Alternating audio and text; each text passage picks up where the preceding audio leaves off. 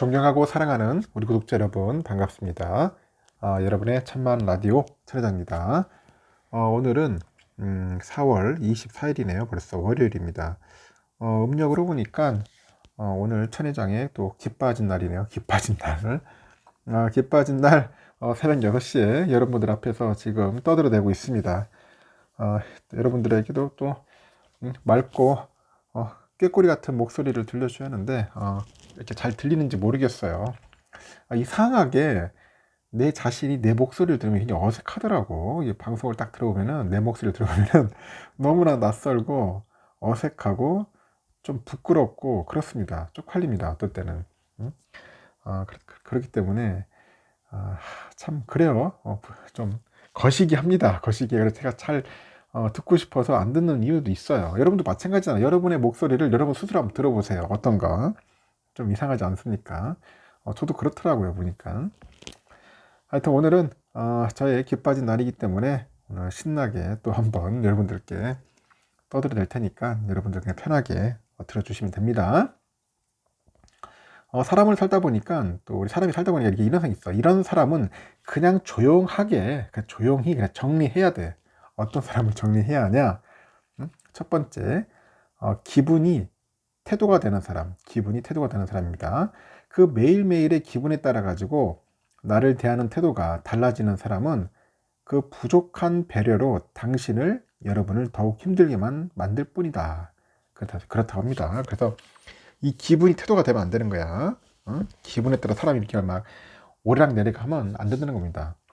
대부분 그렇잖아요. 기분 좋으면 막 들떠 있고 기분 안 좋으면 막 푹 꺼지고 그렇다는 거죠. 두 번째는 세상에서 자기가 가장 힘든 사람이야. 누구나 아픔을 겪고 이를 가까운 사람에게 호소할 수는 있는데 상대방의 아픔보다도 자신의 아픔이 늘 크다고 생각하는 사람과의 관계는 이 고민할 필요가 없어. 정리해야 합니다. 정리하십시오. 세 번째, 그 틀림과 다름을 구분하지 못하는 사람이 있어. 누구나 생각이 다르고 취향이 다르지만은 이를 틀린 것이라고 규정을 해가지고 자신의 방식만이 옳다고 생각하는 사람이 있어요. 그런 사람과 함께 한다면은 결국 여러분의 세상 또한 좁아지게 됩니다. 좁아지게 되더라. 네 번째는 자꾸만 남의 뒷담화를 하는 사람이 있어. 남의 뒷담화. 여러분에게 여러분의 뒷담화를 상습적으로 하는 사람은 있잖아요. 그런 사람은 분명히 다른 사람 앞에서도 여러분의 뒷담화를 습관처럼 늘어놓을 것이다. 그래서 여러분들도 여러분 다른 사람의 뒷담화를 하지 마세요. 그래, 앞담화해. 앞담화. 뒷담화하지 말고. 마음에 쏙 드는 사람과만 인간관계를 맺을 수는 없겠지만은 적당히 거리를 두는 것은 반드시 필요하다. 반드시 필요하다. 왜냐하면 결국 여러분이 주변에 둔 사람들이 여러분에게 영향을 미쳐요. 여러분의 인생을 만들어 나갈 것이기 때문이겠죠. 그래서 저 같은 사람을 만나야지 삼성전자에 대한 영향을 받는 거야. 긍정의, 희망의 영향을 많이 받겠죠. 존경할 수 있는 사람은 아니어도 존중할 수 있는 사람, 나를 아껴주지 않더라도 의식적인 배려를 베푸는 사람, 적어도 이런 사람들하고 함께 하도록 노력해 봅시다. 여러분도 그렇고 저도 그렇고. 알겠죠? 존중할 수 있는 사람, 그리고 의식적인 배려를 하는 사람, 이런 사람 좋잖아. 배려를 베푸는 사람들. 하여튼 여러분들에게 좋은 사람들이 좀 많았으면 좋겠어요. 많이 늘어났으면 좋겠습니다. 그러면 또 삼성의 이야기를 한번 또 하도록 할게요. 이른바 요즘 뭐 삼성고시, 삼성고시로 불리는 삼성그룹의 상반기 대졸 신입사원 공채 필기시험이 있어요. 삼성 직무 적성 검사 GSAT라고 있는 것 같은데 20일에서 23일 이틀간 온라인으로 진행을 했어요. 진행됐고 올해 시험에서는 삼성의 그 주요 사업 중 하나인 반도체 관련 질문이 여러 개 나왔다고 하는 것 같아요. 삼성그룹이 국내 주요 5대 그룹 가운데 유일하게 신입 공채 제도를 유지하고 있어요. 그러다 보니까 천금 같은 기회를 뚫기 위한 지원자들의 경쟁도 치열하더라. 삼성에 따르면은 GSAT 시험은 전날과 이날 이틀간 오전, 오후 4개조로 나뉘어서 시행되는데 시험 시간은 사전 점검 60분, 시험 60분, 총 2시간이래요. 삼성은 코로나 사태가 발생한 2020년 상반기부터 GSAT 시험을 온라인으로 진행을 했고요. 지원자는 집에서 PC를 이용해서 시험을 치릅니다. 감독관은 원격으로 지원자를 감독을 하겠죠. GSAT 면접 전형에 올라가기 전 그 지원자들이 필수로 통과해야 하는 필기시험입니다. 매년 대학생이 가장 취업하고 싶은 기업에 삼성전자하고 삼성바이오로직스 등 삼성 계열사들이 상위권을 차지하는 만큼 GSAT를 뽑는 응시자 수도 매년 수만 명에 달한다고 합니다. 그래서 일부 응시자들은 GSAT를 대비하려고 문제집을 사고 인터넷 강의 사교육을 받기도 해요. 이번 GSAT 보니까 수리 20문항, 추리 30문항, 총 50문제 같아요. 50문제. 특히 올해 시험에는 반도체 노광 공정에 쓰이는 그 포토마스크하고 트랜지스터를 수직으로 쌓는 그 반도체 설계 방식이죠. VTPET, 그 3D 공정 기술인 핀펫 등 이 반도체 사업 관련 문제도 출제된 것으로 알려져 있어요. 그 밖에 이제 최근 화두인 AI하고 챗봇 관련 문제도 나온 것으로 전해졌고, 지원자들 사이에서는 올해 난이도에 대해서 평이하다, 예년과 비슷하다, 그런 평이 나왔습니다.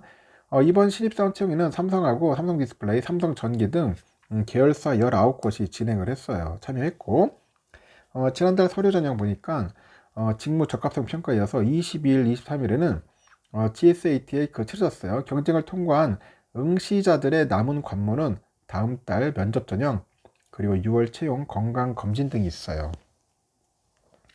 삼성은 1957년이죠. 국내 최초로 공채 제도를 도입한 이후에 지금까지 국내 5대 그룹 가운데 유일하게 공채를 유지하고 있는데, 삼성은 공채 제도를 이어가는 이유를 청년들한테 공정한 기회와 희망을 제공하고 국내 채용 시장의 안정성과 예측 가능성을 높이기 위해서라고 설명을 합니다. 그 삼성을 제외한 다른 기업들이 주로 채택하고 있는 채용 방식인 수시 채용의 경우 직무 경험이 없는 대학생이나 사회 초년생들한테 문턱이 높다는 평가입니다. 그 삼성은 코로나 사태를 겪던 작년 5월에 오는 2026년까지 5년간 8만 명을 새로 채용하겠다, 그런 계획을 내놓기도 했고, 기존의 채용 인력과 비교하니까 20% 늘어난 규모라고 합니다. 지난 10월에 이재용 회장 취임 이후에 인재 영입은 삼성에서 가장 중요한 키워드가 됐고요. 이 회장은 취임 이후 줄곧 인재의 중요성을 강조합니다.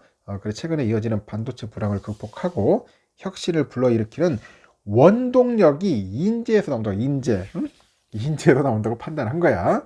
그래서 이 회장은 지난 10월에 그 진행한 사장단 간담회에서도 창업 일의 가장 중요한 가치가 인재와 기술이다. 인재와 기술. 성별과 국적을 불문하고 이 바꿀 수 있는 인재를 모셔와서 양성을 해야 한다고 합니다. 그래서 삼성은 이번 신입 공채에 앞서서 지난 2월에 대규모 경력 직원 채용도 했어요. 삼성전자에서 반도체를 담당하는 디바이스 솔루션하고 가전 모바일 네트워크 사업을 담당하는 디바이스 경험, 이쪽 부문이 그 대상이라고 합니다. 그리고 해외 인재 영입에도 적극적이야. 삼성전자는 애플은 물론이고 인텔, 엔비디아, GE, 에릭슨 등 그 해외 기업에서 인재를 잇따라 모셔오고 있는데, 삼성 리서치는 최근에 엔비디아 소프트웨어 엔지니어링 매니저 출신인 권정현 상무를 이제 영입을 했어요. 삼성은 그 스웨덴 통신장비 기업 에릭슨 출신 임원 2명을 영입을 해가지고 네트워크 사업부 산하에 그 신사업 전략 태스크포스를 신설했고, 미국 GE에서 일하던 윤성호 상무도 생활가전 사업부로 데려왔어요. 지난해는 또 인텔에서 EUV를 연구하던 이상훈 부사장하고 애플 출신의 김우평 부사장이 이제 합류했다고 합니다. 그래서 요즘 인재들 막 끌어모으고 있습니다. 삼성전자가 아주 잘하고 있다, 저는 그렇게 보여지고 있고요. 그리고요, 이제 삼성 26일에는 하이닉스가, 그리고 27일에는 삼성전자가 1분기 실적 발표가 있는 것 같아요. 그리고 컨퍼런스 콜을 진행을 합니다. 한국 경제를 지탱했던 반도체를 상징한 두 기업의 어닝 쇼크를 예상하는 목소리가 많아요. 어닝 쇼크. 삼성전자는 27일 날 1분기 사업 부문별 실적을 발표를 하는데 지난 7일 발표한 잠정 실적에 따르니까 삼성의 연결 기준 1분기 영업이익이 6천억이에요. 지난해 같은 기간과 비교하니까 95.75% 감소했고 2009년이죠. 1분기에 5,900억 이후로 14년 만에 분기 영업이익이 1조 원대 아래를 기록을 했습니다. 업계는 반도체 부분에서만 4조 원대 적자를 예상했고 삼성은 영업이익은 MX 부분에서 갤럭시 S23 출시 덕분에 가능했다고 분석하는 전문가들이 많아요. 이 때문에 신규 스마트폰 효과가 줄어드는 2분기에는 전체 적자 가능성도 있다는 분석이 나오고 있습니다.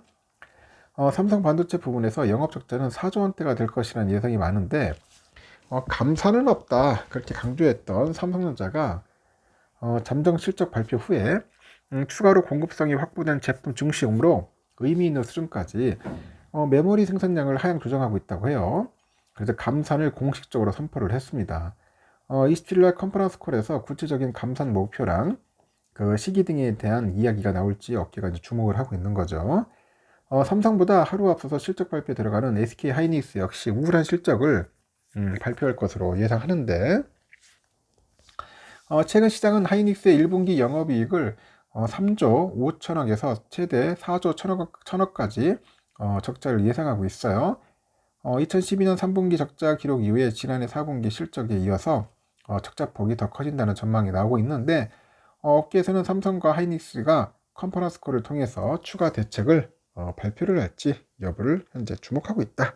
그렇게 보시면 될 것 같습니다. 그리고요 또 삼성은 이번에 그게 있는 것 같아. 함께 가요 미래로 Enabling People이라는 그 비전 아래 삼성 청년의 그 소프트웨어 아카데미하고 삼성 드림 클래스, 삼성 주니어 소프트웨어 아카데미, 삼성 스마트 스쿨 등 청소년 그 교육 중심의 그 사회적 책임 CSR 이 활동을 펼치고 있다고 합니다. 이 밖에 뭐 C랩 아웃사이드하고 중소기업 스마트 공장 전환 지원과 삼성 미래기술 육성 사업, 상생 펀드, 물대 지원 펀드 조성 등의 상생 프로그램을 통해 가지고 삼성이 쌓아온 기술과 혁신의 노하우를 우리 사회와 같이 나누고 있다고 하죠. 삼성전자의 대표적인 사회공헌 프로그램 중 하나가 바로 C랩 아웃사이드예요. 삼성은 사내의 창의적인 조직 문화랑 실패를 두려워하지 않는 도전 문화를 확산하기 위해서 사내 벤처의 육성 프로그램인 C랩 인사이드를 2012년 12월에 도입을 했고 2015년부터는 우수 사내 벤처 과제가 스타트업으로 분사할 수 있도록 스핀오프 제도도 실행합니다. 그 이후에 2018년 국내 스타트업 활성화와 창업 지원을 위해서 C랩을 외부에 개방한 C랩 아웃사이드를 신설을 했는데 이 C랩 아웃사이드는 삼성전자가 직접 육성하는 프로그램이에요. 그리고 대구, 경북 그 창조경제혁신센터와 함께 육성하는 그 프로그램으로 각각 운영이 되죠. 삼성은 선정된 스타트업에 대해서 최대 1억 원의 사업 지원금, 그 삼성전자 서울 R&D 캠퍼스 내 전용 업무 공간과 식사 제공, 성장 단계별 맞춤형 프로그램, 국내외 정보 IT 전시에 참가, 삼성전자와 협력 기회, 국내외 판로 개척 등을 1년간 지원을 해가지고 조기에 사업 경쟁력을 갖출 수 있도록 돕는다고 합니다. 이렇게 육성 완료 시점에는 투자자하고 기업관계 등을 초청해서 C랩 스타트업 업무데이를 연 뒤에 각 스타트업의 성과를 알려서 사업의 협력 모색과 투자 유치 기회를 제공하는 거죠. 삼성은 C랩을 통해 가지고 2018년부터 현재까지 총 466개의 그 사내 벤처랑 스타트업을 육성을 했네요. 이러면 연내 500개 정도 육성 목표를 달성할 계획이라고 하고 있고 그 C랩의 아웃사이드로 육성한 스타트업 244개는 총 4,300억 원의 후속 투자를 유치를 했다고 합니다.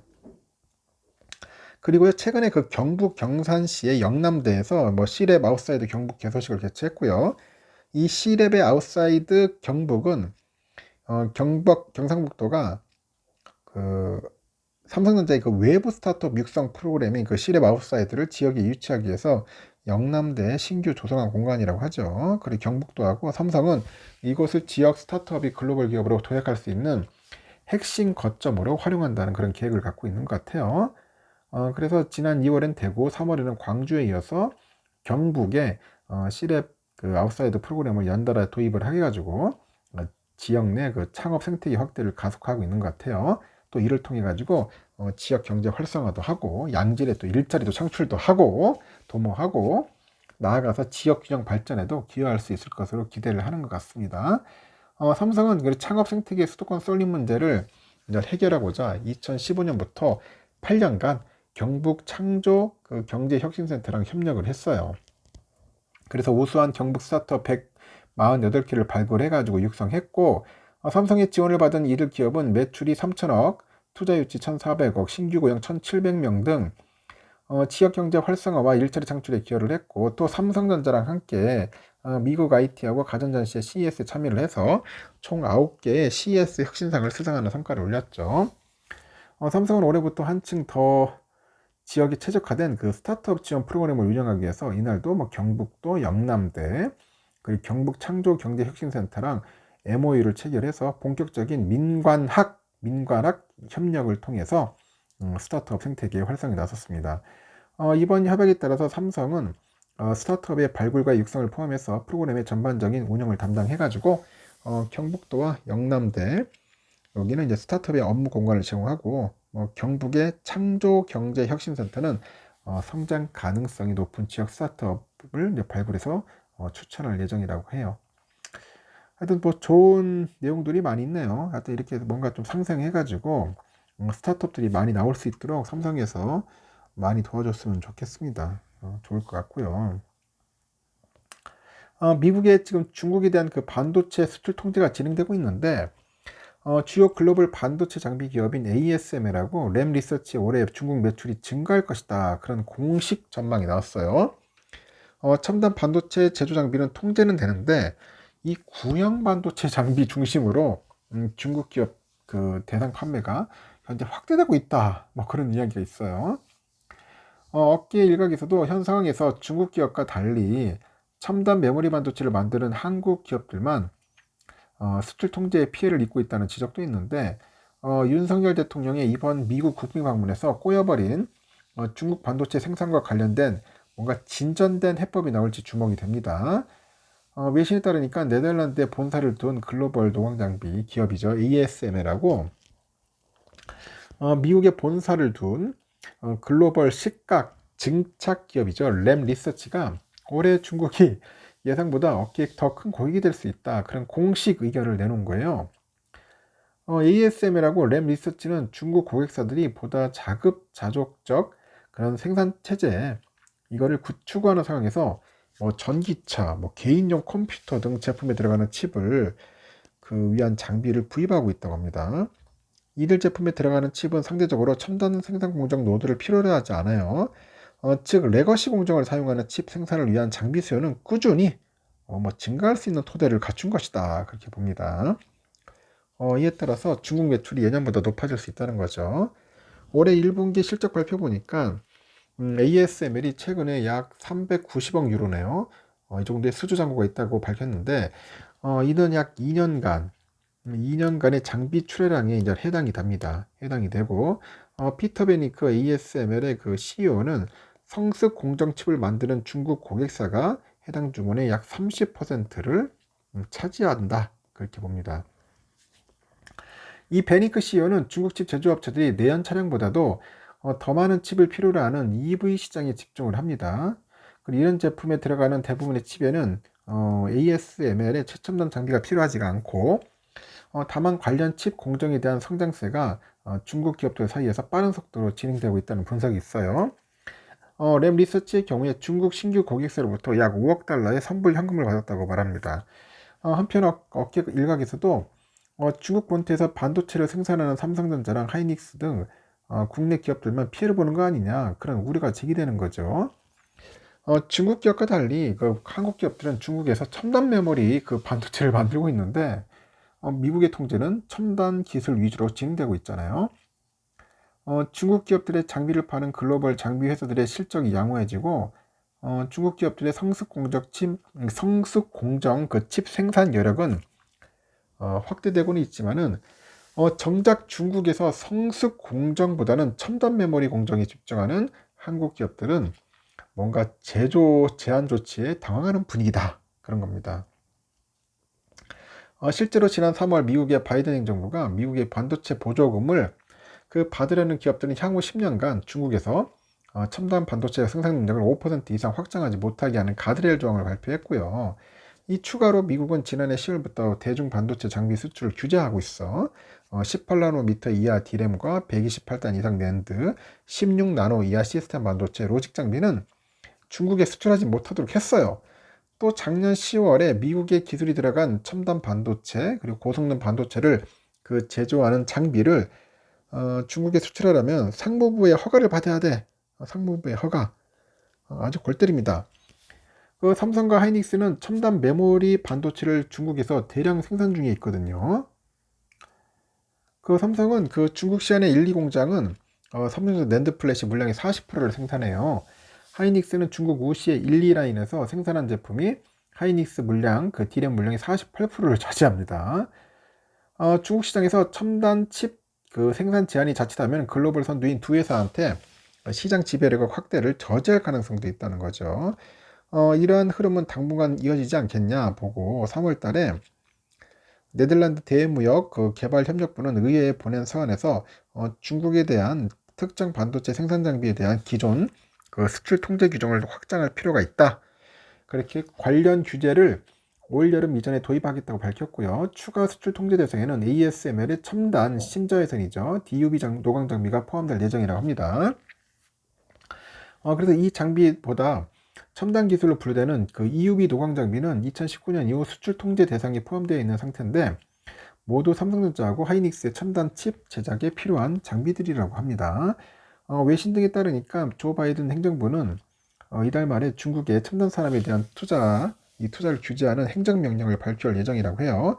행정명령은 미국 기업이 중국의 첨단 기술 업체에 새로 투자하려면은 이 정부에 보고해야 한다는 내용이 담겨 있어요. 이 반도체를 비롯해서 인공지능, 양자 컴퓨팅 관련 첨단 기술 투자를 금지하는 것으로 전해지는데 첨단 기술 분야에 대한 민간 자본의 대중국 투자를 통제하겠다는 것이죠. 중국의 반도체 굴기를 좌절시키겠다는 강력한 그런 의도로 풀이됩니다. 중국 내 반도체 생산에 어려움을 겪는 국내 기업들을 위한 해법이 이번 윤 대통령 국빈 방문에서 도출될지가 이제 관심이 모아지는 겁니다. 가서 이번에 가가지고 미국에서 한번 확실하게 단판 짓고 왔으면 좋겠습니다. 윤 대통령 잘 했으면 좋겠어요. 일단은 삼성에 관련된 이야기들은 여기까지 했고요. 안 좋은 소식들도 있고 좋은 소식들도 있는데 너무 거기에 민감하게 받아들일 필요는 없을 것 같습니다. 이렇게 어려운 시기도 다 잘 극복할 것 같아요. 헤쳐나갑니다. 여기까지 할게요. 여러분 좋은 하루 보내시고 다음 시간에 또 뵙도록 하겠습니다.